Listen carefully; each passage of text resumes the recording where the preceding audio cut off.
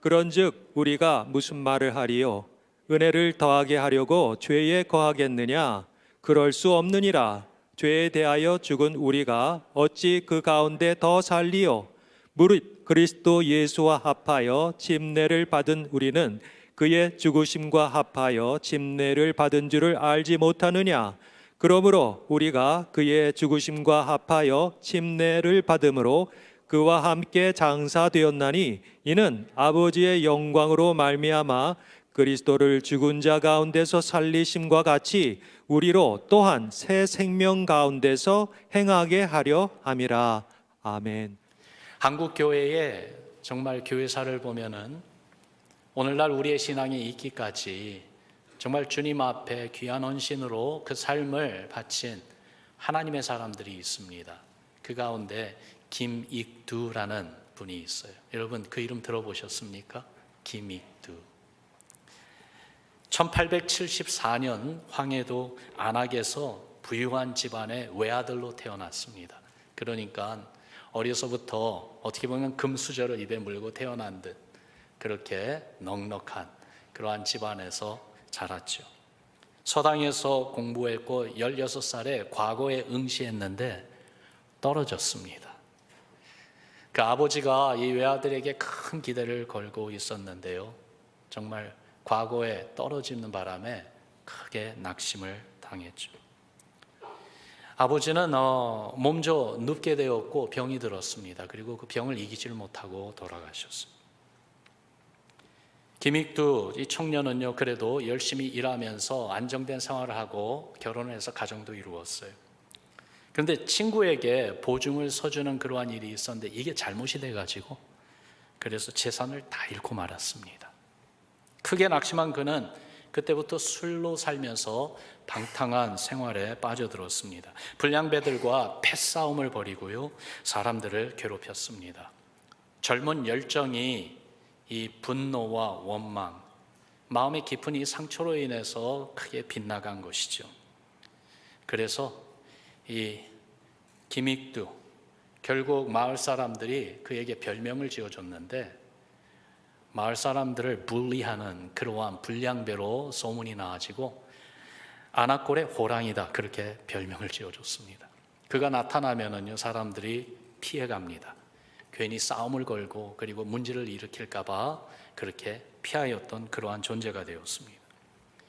그런 그가 이 황해도 지역에 복음을 전하는 선교사님 그 윌리엄 스웰런 선교사님이 전도지를 전해주면서 예수 믿고 천당 갑시다 한 그것이 계기가 되어서 교회를 찾아가게 되었어요.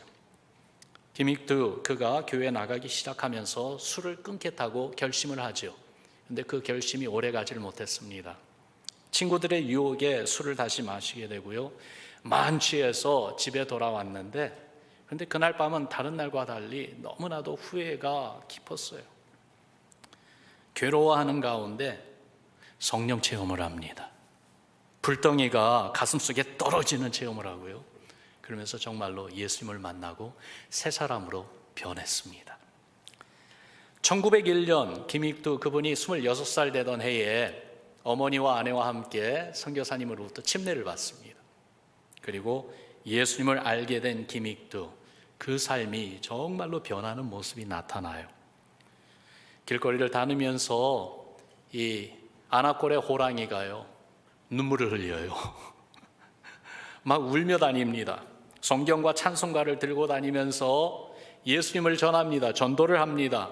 그런데 사람들은요 그러한 그를 보면서 정신이 어떻게 된 것 같아, 미쳤나 봐, 예수 귀신에 씌었나 봐 그러면서요 그의 변화를 믿으려 하지를 않습니다. 김익두 이분이요 고심 끝에 한 가지를 결정을 하죠.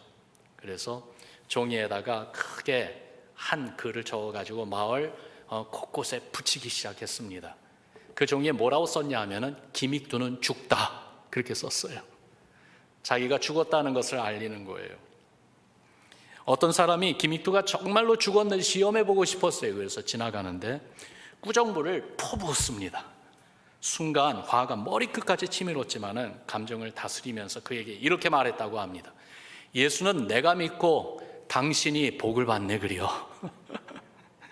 전도사가 된 이후에 부흥회를 인도하려고 고개 넘어 교회로 가다가 나무 그늘에서 산 등성 거기서 나무 그늘에서 쉬고 있었는데 술 취한 사람이 와가지고는요, 너 왜 나보다 먼저 올라왔어? 다짜고짜 물으면서요 막 때리기 시작했습니다.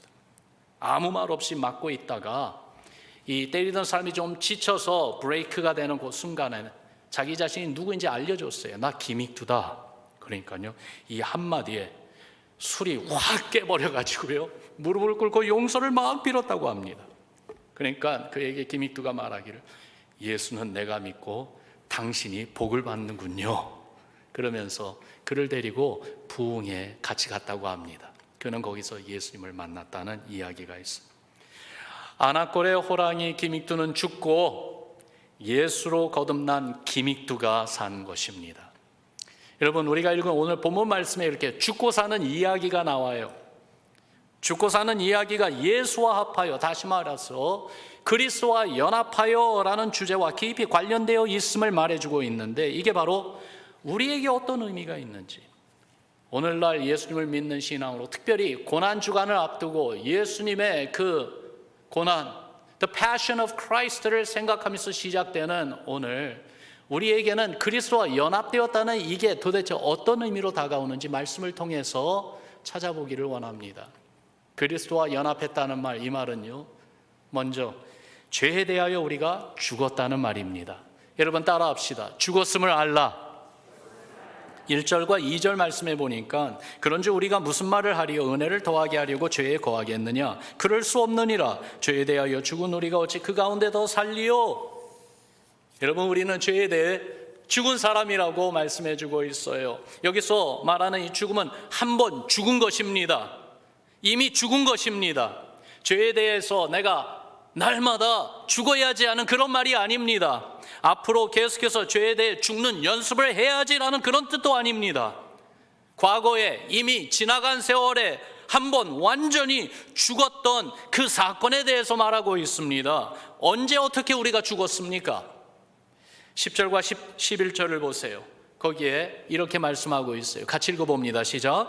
그가 죽으심은 죄에 대하여 단번에 죽으심이요 그가 살아계심은 하나님께 대하여 살아계심이니, 이와 같이 너희도 너희 자신을 죄에 대하여는 죽은 자요 그리스도 예수 안에서 하나님께 대하여는 살아있는 자로 여길지어다. 아멘. 예수님이 십자가에 달려 죽으신 그 사건, 그것은 죄에 대해 단번에 죽으신 것인데, 이와 같이 우리도 죄에 대해 단번에 죽었다는 것을 알라, 그렇게 여겨라 말씀하고 계세요. 죄에 대하여 죽은 자로 우리 자신을 여기라는 말씀인데요, 예수님이 죽으셨을 때 주님이 달려 죽으신 그 십자가 위에서 우리도 죽었다는 것입니다. 하나님의 아들이 죄가 왕노릇하는 이 세상에 오셨어요. 사람의 몸을 입고 사람이 되어 오셨어요. 여러분 잘 들어보세요. 예수님이 죄인처럼 침례를 받으셨어요. 요한이 베푸는 회개의 침례를 예수님이, 죄 없는 그분이 회개의 침례를 받으셨어요. 그리고 죄인처럼 마귀에게 시험을 당하셨어요. 마지막에는 죄가 없는 예수님이 세상 모든 죄를 지시고 십자가에 달리셔서 나의 하나님 어찌하여 나를 버리시나이까 부르짖기까지 하셨습니다. 예수님은 우리의 허물과 죄악으로 인해 죄인처럼, 그리고 죄인으로 취급받아서 십자가에서 죽으셨습니다. 이 죽음은 한 번 죽음으로 끝낸 죽음입니다. 이 죽음으로 인해서 예수님은 죄와의 관계를 완전히 끊으셨습니다. 더 이상 죄의 영역에서 시험을 당하거나 괴로움을 당하지 않게 되셨어요. 죄에서 완전히 자유하게 되셨어요. 이 사실이 우리에게 그대로 적용된다는 사실이에요. 이와 같이 너희도 그랬어요.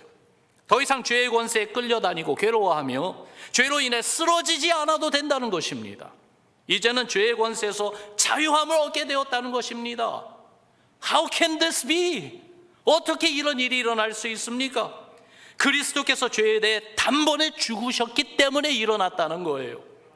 그리고 주님과 연합할 때에 그리스도의 죽음이 우리에게 그대로 적용된다는 말씀이죠.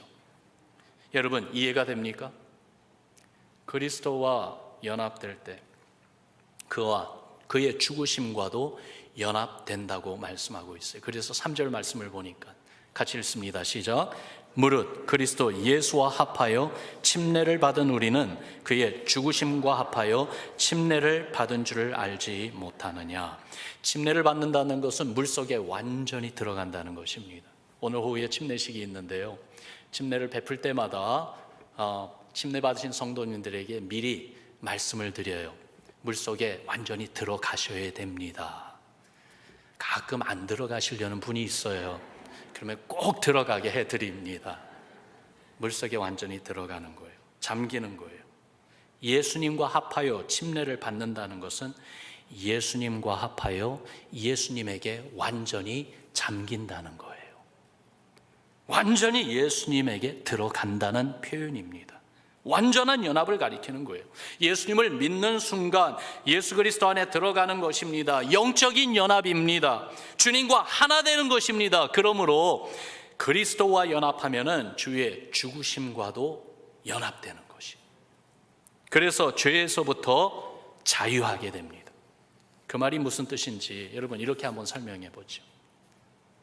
세계 2차 대전이 끝나고 거의 30년이 지난 1974년도에 필리핀 섬 정글에서 숨어 살던 일본 장교 히로 오나다, 그 사람이 마을 사람들에 의해서 발견되었습니다. 아이러니하게도 이 히로 오나다는 누구였냐 하면은 Japanese Army Intelligence Officer이었어요. 그래서 정보 담당 장교였어요. 그런데 전쟁이 끝난 줄을 모르고 적군에 붙잡히지 않으려고 그 정글에서 숨을 죽이고 두려운 가운데 살던 것이 전쟁이 끝나고 거의 30년이라는 세월이 지나도록 살았던 것입니다. 자유인으로 살 수 있었건만 그걸 모르고 살았던 것이에요. 여러분, 예수님을 믿는다고 하면서 교회도 나오고 신앙생활도 하면서 우리가 죄에 대해 죽은 것을 모르고 살고 있지는 않습니까?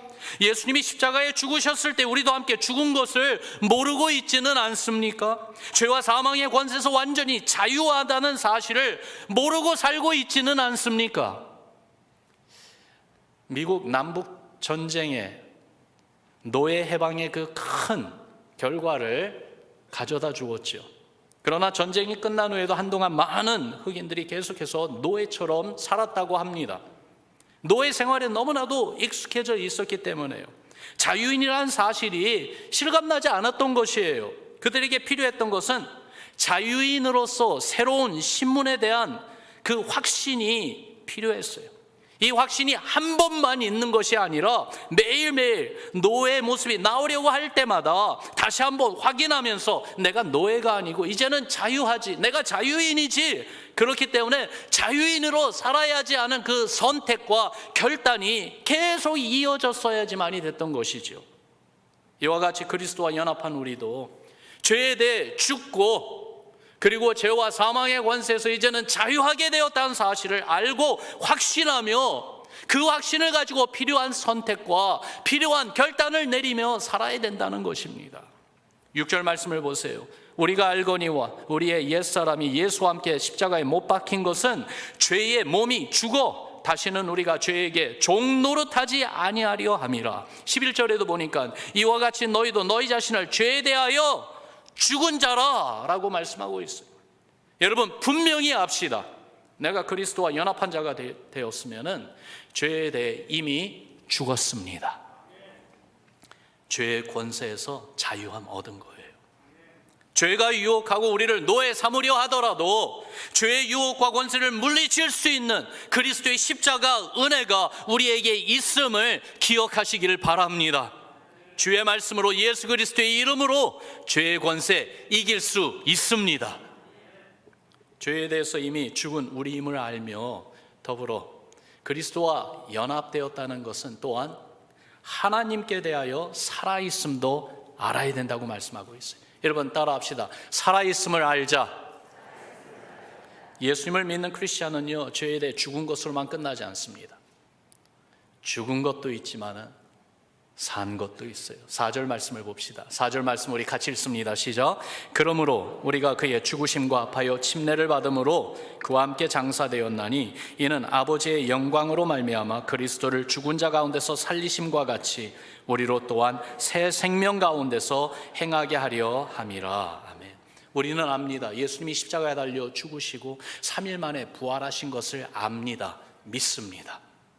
그러므로 그리스도와 연합했으면은 그리스도의 죽음과 연합한 것뿐만이 아니라 주님이 죽은 자 가운데서 다시 살아나신 그 하나님의 능력이 우리로 새 생명 가운데 행하게 하신다는 것도 우리가 알아야 되겠어요. 10절과 11절 말씀해 보니까 그 내용을 또 이렇게 말씀하고 있어요. 그가 그리스도를 가리키는 거죠.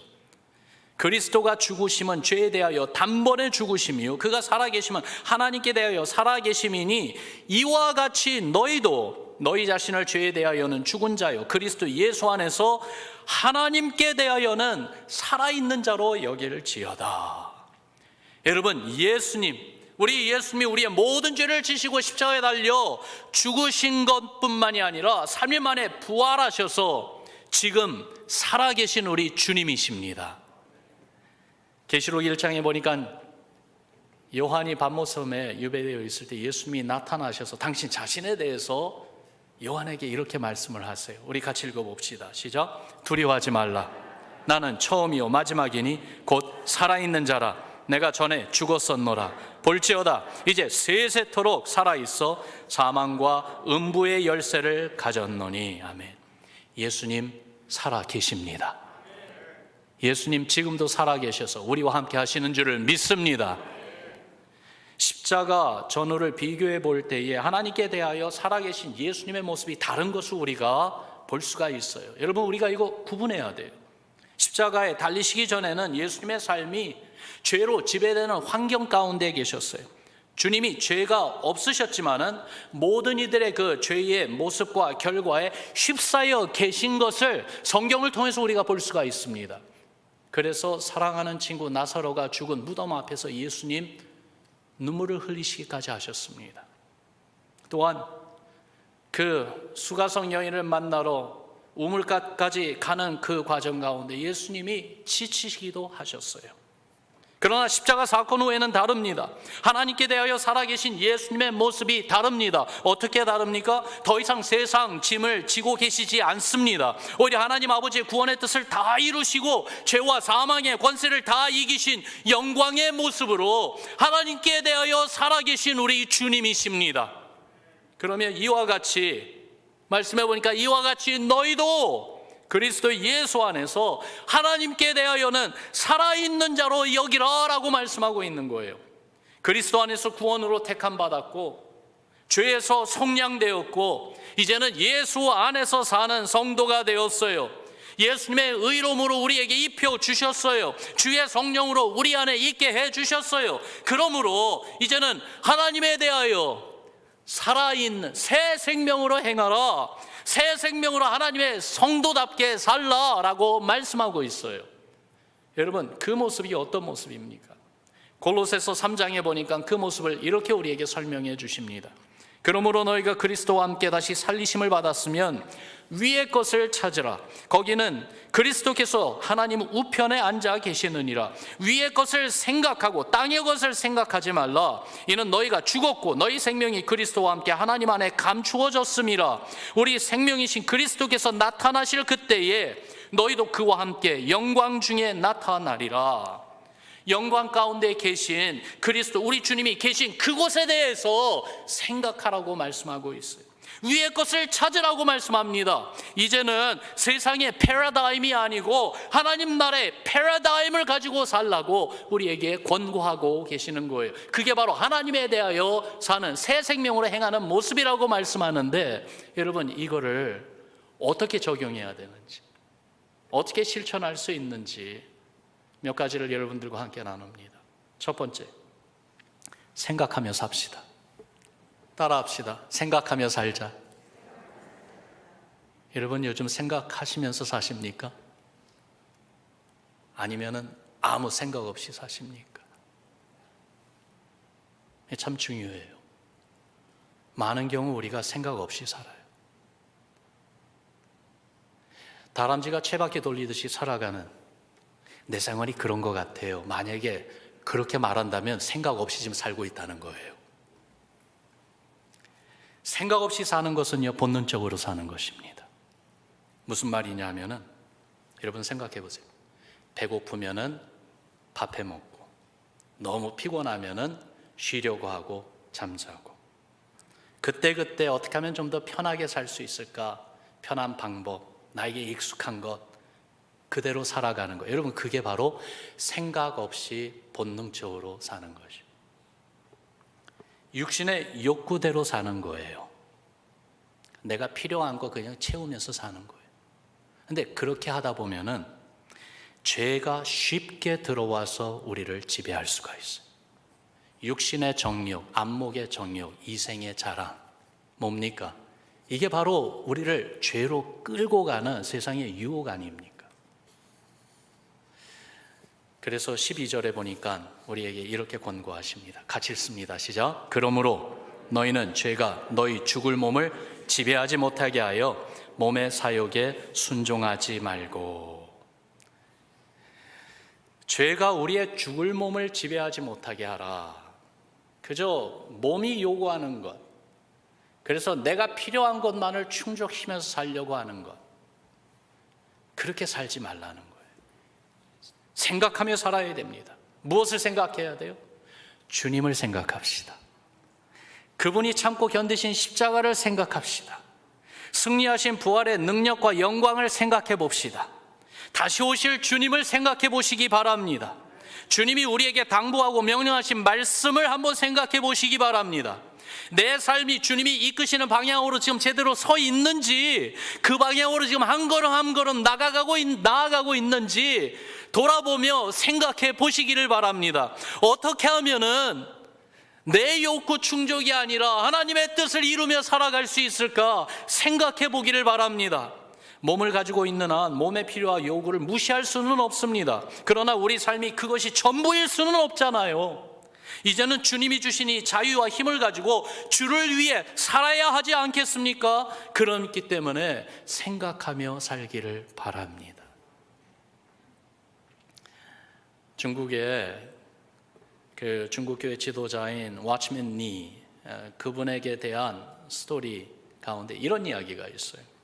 예수님을 믿은 지 얼마 안 된 형제가 있었는데 기차를 타고 긴 여행을 하게 되었대요. 그리고 그가 탄 그 기차 좌석은 세 사람이 함께 이렇게 앉는 그러한 벤치, 그러한 좌석이었어요. 긴 여행이기 때문에 지루함을 달래기 위해서 옆에 앉아있던 사람들이 우리 카드 게임 하자고 제안을 했습니다. 그런데 이 예수님을 믿기 막 시작한 청년이요, 정중히 사양을 했어요. 카드놀이 할 줄 모릅니까?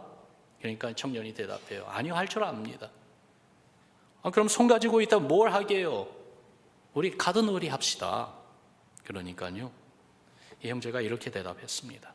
그런데요, 제 손이 이게 제 게 아니거든요. 달리 할 일이 있었어요. 이게 무슨 말입니까? 기회를 삼아가지고 자기가 예수님을 믿게 된 이야기를 했어요. 그러면서 결론을 이렇게 말했습니다. 이제는 내 몸이 내게 아닙니다. 이 손이 내 손이 아니고 이제 주의 손이 되었기 때문에 아무래도 이 주님의 손으로 카드놀이 하는 것은 주님이 기뻐하실 것 같지는 않아서요. 죄송합니다. 양해를 구합니다. 그렇게 말했다고 그래요. 여러분, 생각하면서 삽시다. 우리에게 주신 눈 무엇을 보고 있습니까? 우리에게 주신 이 두 다리 어디로 향하고 있습니까? 우리에게 주신 이 손을 가지고 지금 무슨 일을 하고 있습니까? 우리가 일상생활에 하는 그러한 일들, 같은 반복되는 일이라 할지라도 생각하면서 해봅시다. 마틴 루터 목사님은 교회에서 예배드리며 예배를 인도하는 그러한 사제들, 목회자들의 일만 거룩한 것이 아니라 가정에서 주부가 주방에서 음식을 만들고 집안을 청소하는 그 손길 역시 하나님 앞에 너무나도 거룩한 그러한 헌신이라고 이야기했습니다. 주님을 위한 것이면 되는 거예요. 생각하면서 삽시다. 두 번째로, 하나님께 드리며 삽시다. 따라합시다. 하나님께 드리며 살자. 13절 말씀해 보니까요, 13절 말씀도 같이 읽어보죠. 같이 읽습니다. 시작. 또한 너희 지체를 불의의 무기로 죄에게 내주지 말고 오직 너희 자신을 죽은 자 가운데서 다시 살아난 자 같이 하나님께 드리며 너희 지체를 의의 무기로 하나님께 드리라. 아멘. 하나님께 드리라 그랬어. 성도 여러분들 가운데 야구 좋아하시는 분들 계십니까? 베이스볼 시즌이 이제 시작이 되었습니다. 팬데믹 동안에 2년 동안 야구장에 가지도 못했는데 이제는 가득 채워지고요. 요즘 뉴스 보도 보니까 야구 시즌 시작됐다고 계속 나오더라고요. 야구 선수들 가운데 여러분 클레이튼 커쇼라는 선수 이름 아시는 분 계십니까? 아마 야구를 좋아하시는 분들은 아실 겁니다. 유명한 선수예요. 지금도 현역으로 뛰고 있는 투수입니다. 샌프란시스코 자이언츠 팀에 있다면 더 많은 분들이 알 텐데 LA 다저스 팀에 있어요. 이분이 정말 탁월한 실력으로서 많은 사람들의 주목을 받는 선수인데, 그런데 많은 사람들이 모르는 이분에 대한 한 면이 있습니다. 독실한 기독교인입니다. 고등학교 시절에 단기 선교를 갔는데 동아프리카에 있는 잠비아라는 나라를 갔어요. 거기에서 그 단기 선교 기간 동안에 호프이라는 그 아프리카 소녀를 만났어요. 선천적으로 태어날 때부터 에이즈 병을 가지고 태어난 고아였습니다. 너무나도 어렵고 힘든 가난한 그러한 삶 환경인데도 희한하게 이 호피라는 여자의 얼굴은 너무나도 밝고 그리고 영특해 보였어요. 그것을 알게 된 이 커쇼, 그분은요 잠비아의 수도 루사카에 예수 그리스도를 전하는 하우스 오브 호프 고아원을 설립했습니다. 그리고 자기가 결혼했을 때 신부와 함께 그 신혼여행을 다른 데로 가지 않고 바로 하우스 오브 호프 여기에 가서 자원봉사를 하면서 그렇게 지냈어요. 그리고 그 이후에도 계속해서 오프 시즌이 되면은요 자주 그곳에 가서 그리스도의 사랑을 전하고 봉사하고 있다고 합니다. 그러한 내용을 기록한 기사를 제가 읽었어요. 그걸 알게 되니까 크러쇼 투수가 할 때마다 응원할 수밖에 없더라고요.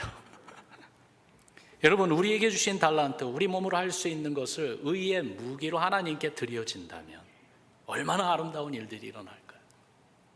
마태복음 5장에 보니까 예수님이 이런 말씀하셨어요. 우리 같이 읽습니다. 시작. 이같이 너희 빛이 사람 앞에 비치게 하여 그들로 너희 착한 행실을 보고 하늘에 계신 너희 아버지께 영광을 돌리게 하라. 여러분, 하나님께 드려진 삶, 그리스도와 연합해서 하나님께 대하여 살아있는 고귀한 삶의 모습, 클레이튼 커쇼, 그분의 그러한 모습을 통해서 우리가 좀 느끼는 바가 있지 않습니까?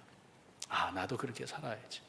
그러나 혹시 우리 가운데 저에게 그러한 탁월한 실력이 있고 또한 그러한 시간적인 여유가 있고 또한 물질적인 힘도 있다면 목사님 저도 그 커쇼 그분처럼 아프리카도 가고 그리고 선교 지역에 가서 그런 일 할 수 있을 것 같아요. 그런데 저는 너무 평범한 사람입니다. 저에게는 그러한 힘이 없습니다. 그렇습니까? 그럼 평범한 사람 이야기도 해드릴게요. 디어 무리, 여러분 그 이름 아시죠? 19세기 복음주의 운동의 선두 역할을 했던 유명한 설교자입니다. 그리고 그분의 사역을 통해서 그 당시에 많은 젊은이들이 주님께 헌신해서 선교사로 나갔는데요, 그 젊은이들 가운데 많은 청년들이 조선이라는 땅에도 왔어요. 그러니까 디어 무리 이 목사님의 사역이 우리에게도 직접적인 영향을 끼친 분이에요. 근데 여러분 그거 아세요? 그분은 너무나도 평범한 분이었다고요. 아니 어떻게 보면은 우리와 비교해 볼 때 우리보다도 더욱더 자격을 갖추지 못했고 힘이 없는 분이었다고요. 그의 배경을 보면은 놀라워요. 가난한 가정에서 태어났습니다. 초등학교 5학년 때 아버지가 사고로 별세하면서 극심한 가난에 시달려서 어려서부터 일을 해야 했기 때문에요, 교육 수준은 초등학교 5학년까지만입니다. 그 이상 공부를 못했어요. 청소년 시절에 시카고 구두방 종업원으로 일하고 있었을 때 그에게 관심을 갖고 복음을 전해준 주일학교 선생님 킴보라고 하는 주일학교 선생님이 그의 삶에 들어오심으로써 예수님을 알게 되고 변화가 일어나기 시작했어요. 그런데 그에게 정말로 큰 변화가 일어난, 하나님 나라를 위하여 귀하게 쓰임받게 된 그러한 사건이 그가 한번 영국을 방문했을 때 겪었던 한 사건입니다. 대단한 사건 아니에요. 영국에 가서 주일 예배를 드리는데 목사님 설교를 듣는 가운데 마음에 큰 깨달음이 온 거예요. 알리라는 목사님의 설교를 듣고 큰 감명을 받았는데요, 그가 나중에 그런 말을 합니다. 알리 목사님이 설교 가운데 이런 말을 했어요. The world has yet to see what God will do with a man who is fully and wholly consecrated to the Holy Spirit. 세상은 아직 하나님이 온전히 성령님께 붙잡힌 한 사람을 통해서 어떤 일을 하실지 아직 보지 못했다. 그 한마디가 자기 마음을 완전히 사로잡았다는 거예요. 왜냐하면 그 목사님이 하신 말씀이 하나님이 사용하시는 사람을 가리켜 just one man, 그저 한 사람이라고 하셨지, 그 사람이 위대한 사람, 아니면 높은 교육을 받은 사람, 힘이 있는 사람, 부유한 사람, 특별한 사람이라고 하지 않았다는 것입니다. 그렇기 때문에 그저 한 사람이라고 하신 그 사람이 나도 될 수 있겠구나라는 그런 생각이, 그런 깨달음이 왔다는 거예요. 그래서 내가 온전히 모든 면에 주님께 헌신된 사람이 되기를 소원하고 결단한다고 말했어요. 그러고 나서 하나님의 위대한 일이 이 데어물이 그분의 삶을 통해서 일어나기 시작한 것이죠. 평범한 사람이에요. 뛰어나지 않아도 됩니다. 부족하고 모자란 모습이라도 괜찮습니다. 다만 그리스도와 연합하여 하나님께 온전히 드려진 삶이라면은, 그렇게 하나님에 대하여 새 생명 가운데 행하는 신앙의 삶이라면은 하나님이 어떻게 사용하실지 기대가 됩니다. 우리 모두가 바로 그렇게 여러분 그리스도와 연합된 삶 되기를 주님의 이름으로 축원합니다. 따라합시다. 그리스도와 연합하여. 다시 한번요. 그리스도와 연합하여.